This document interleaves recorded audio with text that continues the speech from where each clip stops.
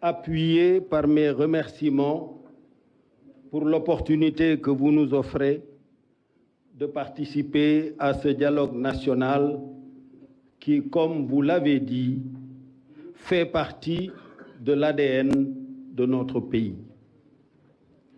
Autorisez également que j'étende mes salutations au président de l'Assemblée nationale, à votre Premier ministre et son gouvernement, à la présidente du Haut Conseil des collectivités territoriales, ainsi qu'à mon remplaçant récent au Conseil économique, social et environnemental, le frère Abdoulaye Daouda Diallo.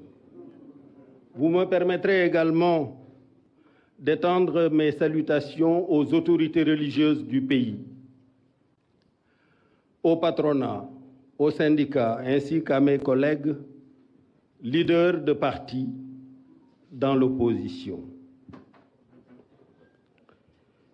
À tous, je dis salam, rahma et baraka, c'est-à-dire paix, miséricorde d'Allah, grâce et baraka dans nos travaux. À la suite de mes remerciements, Monsieur le Président de la République,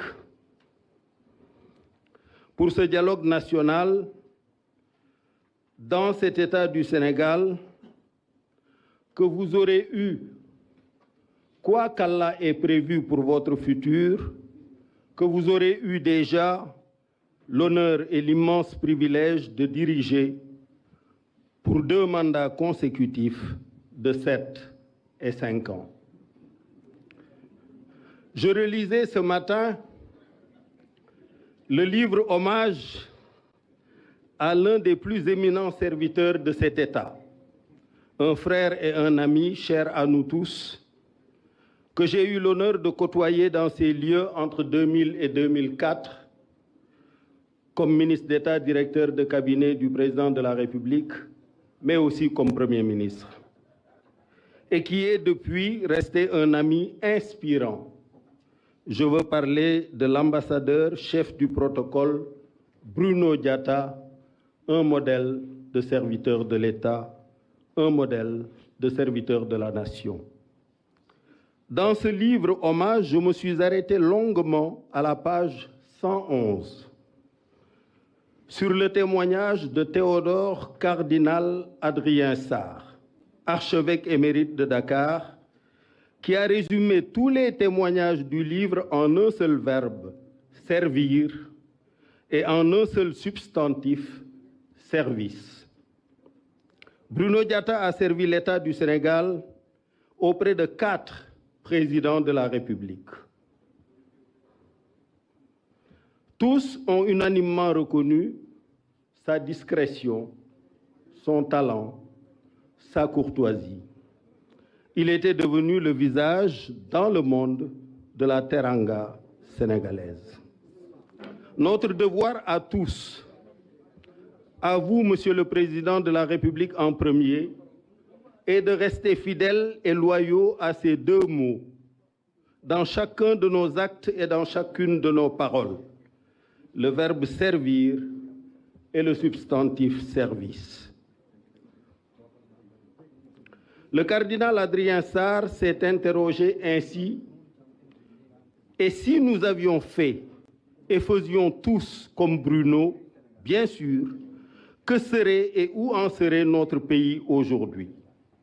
Si chaque leader politique, chaque femme, chaque jeune, chaque ouvrier, chaque patron faisait sien ces 2 mots, servir et service, notre pays serait-il sous la menace de jeunes en colère, manipulés par des leaders politiques qui s'en servent comme bouclier pour leur propre ambition, ou serait-il en chantier partout, dans des champs de céréales, de maïs, de fraises, de papayes, de mangues, d'oliviers, de palmiers et cocotiers, dans des chantiers pour construire des habitats et fournir des logements sociaux à nos concitoyens, dans des chantiers pour s'occuper de doter nos concitoyens d'un environnement sain, de rues propres, de déchetteries organisées, de déchets traités, de points d'eau, de salles de classe, de postes de santé, de pistes de production, d'industrie de transformation de nos fruits casamançais en jus et autres délices naturels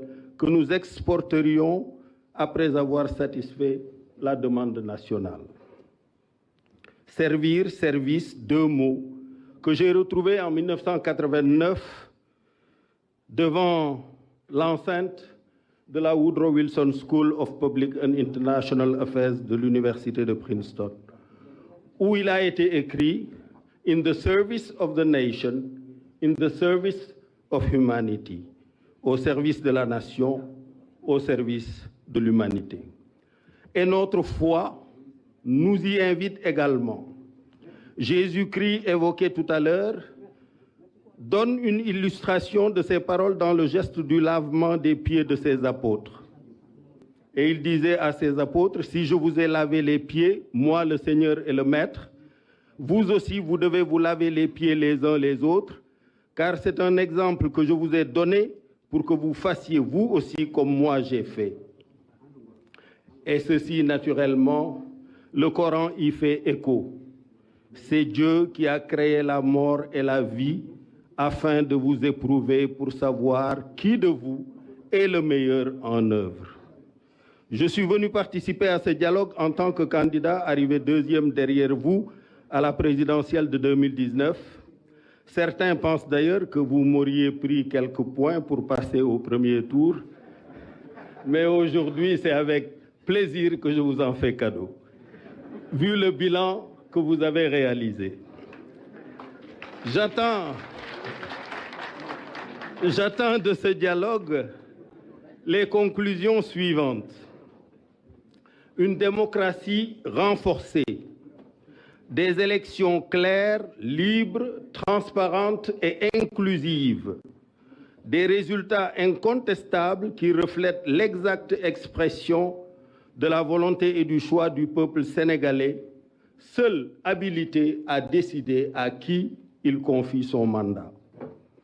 Et tout ceci sans aucune entrave. Je convoite d'Allah le Tout-Puissant qu'il préserve le Sénégal, sa paix, son hospitalité, sa teranga, sa tolérance et sa concorde religieuse qui sont notre projet de société.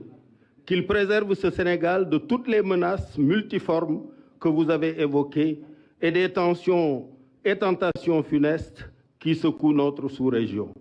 Je vous remercie pour votre attention. Merci beaucoup.